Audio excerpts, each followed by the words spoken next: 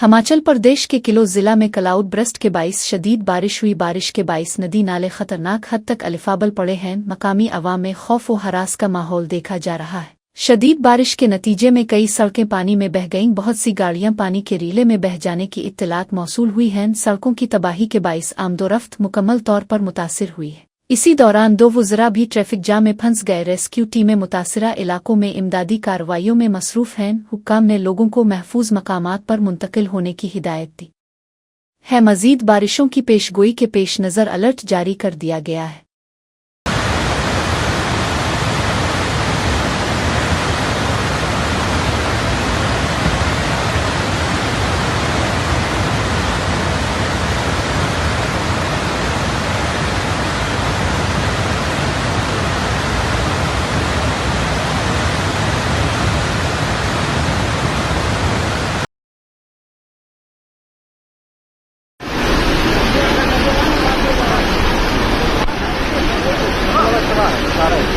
આપણે देखो जेसीमेंट पर हेलो